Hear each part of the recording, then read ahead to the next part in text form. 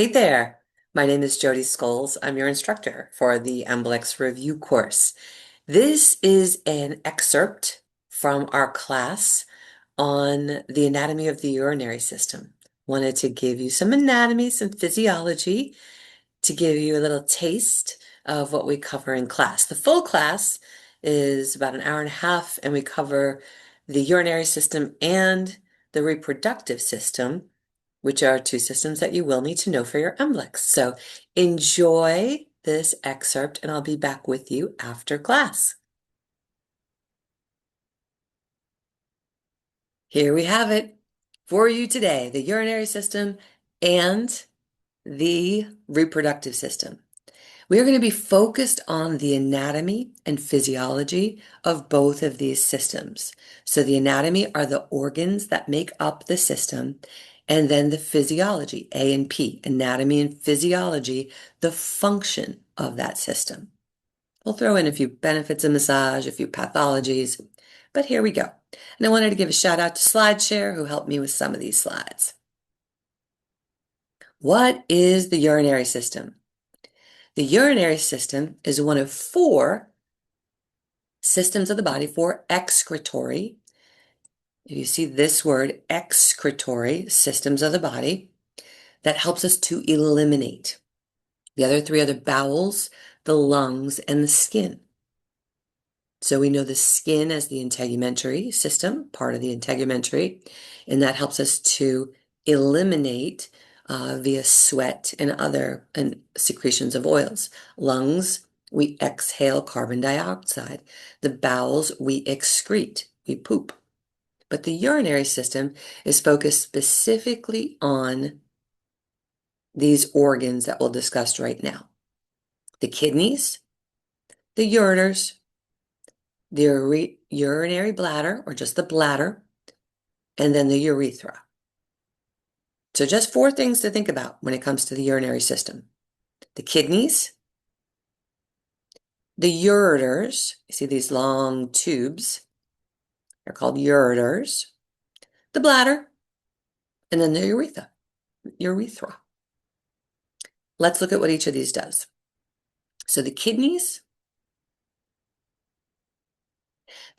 remove waste products, all the waste products from eating, metabolism, water, salt, blood. Kidneys maintain our pH. Our pH refers to the level of acidity in our system. Are we alkaline or are we acidic? The kidneys help to maintain that pH. The ureters move the urine from the kidneys to the bladder. Remember this picture. Kidneys, big round things. We're going to look at those. The ureters move the urine from the kidneys to the bladder. And then the urethra is the channel that it goes out. It's where we actually pee. So just four things. The kidneys are where they're located. They are in the posterior compartment. If you are to put your hands on the top of the back of your pelvis, so just below your last rib and above your pelvis, that is where the kidneys are located. One is located on either side of the vertebral column on the posterior abdominal wall, or next to your spine in the back. Posterior, one on each side of the vertebral column. Turns out that the right kidney is a little bit lower than the left, and then the left is a little bit more center. But each of these kidneys looks like a bean. So again, the right kidney is slightly lower, and both of the kidneys look like a bean. See here anatomically, that right kidney is just a little lower than the left. Now and then you get this question on quadrants of the abdomen, like which quadrant is it in? So just know that the right is just a little bit lower. When it comes to the kidneys, we can do a deep dive into the anatomy of the kidneys, but the important part is what happens in the nephrons. This is where the circulatory system, the artery and the vein, arteries and veins connect with the kidneys. This is where the exchange happens, is in the nephrons. Now, when you see renal artery, renal vein, renal refers to the kidneys. So we're not going to get into the anatomy of a nephron, but just know that it's a part of the kidney. And it's the part of the kidney where the exchange takes place. So if we were to take a microscope and look, we'll see that every nephron, and there's millions of these in the kidneys, the nephrons. Let me give you this. So this is the kidney. We're taking a cross section of the kidney, and we're seeing these little whirligigs that are called nephrons. And there's thousands of nephrons in each kidney. Thousands, millions of these. Now, what happens in the nephron? The red artery brings oxygen-rich blood. The blue vein takes away the waste. But this is where the exchange of fluids is happening. One of the places the exchange of fluids is happening. Again, I'm not going to get too deep into this anatomy. I more so want you to be familiar with the word nephron. All right. Millions of them in the kidneys. We're in the kidneys here. We're going to go from the kidneys through the ureter down to the bladder in just a moment. But what happens in the kidneys specifically? There's a whole bunch of things. So it filters blood, it filters plasma, it eliminates waste. It actually helps to regulate blood volume. So the kidneys have a big role in regulating blood pressure. There are some items that there's some chemicals that the kidney secretes. However, no need to know all of these longer words. What you do want to know is that the kidneys help to control blood pressure and the electrolyte balance. Have you ever heard about marathoners and after a race, or like running a big race, doing a big athletic activity, maybe more effort than normal, and they feel lightheaded?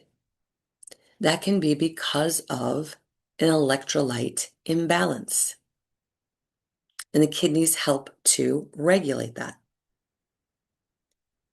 Now, we are going to mention this one big word here, erythropoietin. This is a chemical that is secreted by the kidneys. And urethro, do you see this? Erythrocytes. Do you remember from when we studied the cardiovascular system that we talked about the red blood cells? And erythro means red blood cells. Just again, tying those prefixes. Remember, sometimes we have to split words apart. I am not concerned that you know the properties of this chemical. What I am interested in you knowing is that it controls the red blood cell count. How many red blood cells we have in our system. Because when our red blood cell count goes down, this is a sign of a problem with the kidneys. Sometimes maybe you've heard the term renal failure. Renal failure is not permanent. Renal failure is usually temporary. Renal, kidneys. So it's usually not permanent, but it usually is an indicator of another condition, something that the kidneys have been damaged, or there's an infection. So the kidneys help to regulate blood volume and pressure, helps to control the red blood cell count, and then also Again, another detoxifying place in our body. Kidneys help us clean out any prescriptions, any supplements that we've been taking, and helps to control free radicals. So the kidneys are busy. Everything to do with flushing out is kidney function. All right, the ureters. Then we walk from the kidneys to the ureters down to the bladder. Okay, so the ureters are a pair of narrow, thick, muscular tubes, and they bring the urine from the kidneys to the bladder. Here we go. The bladder. This is what we think about when we think about the urinary system, right? We think about the bladder and, urine, pee. So the urinary bladder, it's an organ. It is hollow. It holds urine coming down from the ureters into the bladder. It's a reservoir, and occasionally we pee.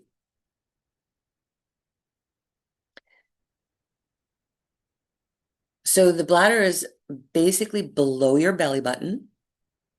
However, when it's full, it tends to rise up or it tends to poke out. The capacity of your bladder, the average bladder holds about 8 ounces, but it can be stretched to up to 16 ounces. But then, as you know, it becomes a little uncomfortable. So, when is it time to pee? Now, urethra. All right. The urethra is the exit door. Men and women have a urethra. It's the canal going from the bladder to the exterior. So, externally. So, this is a male bladder and the urethra. Now, that word looks like ureter, doesn't it? Yeah. And many people confuse that. But the ureters are long tubes, and the urethra is the exit door. It's the tube that is the exit door out. And both men and women have one.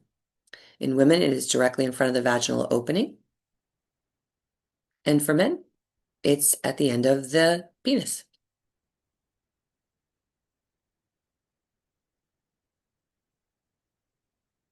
Oh, the word sphincter.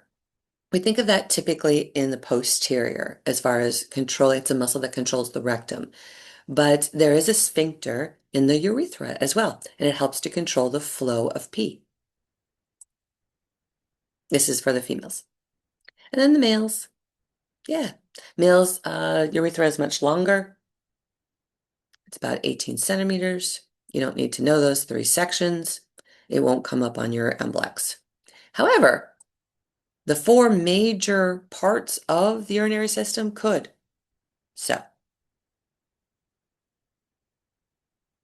now, moving through the urinary system, as I mentioned, both men and women have a urethra. Both men and women have a reproductive system, but it looks really different. So, let's go over the anatomy and the physiology of the reproductive system. Hey there, did you enjoy that review? The full class is about an hour and a half. We cover the urinary system and the reproductive system.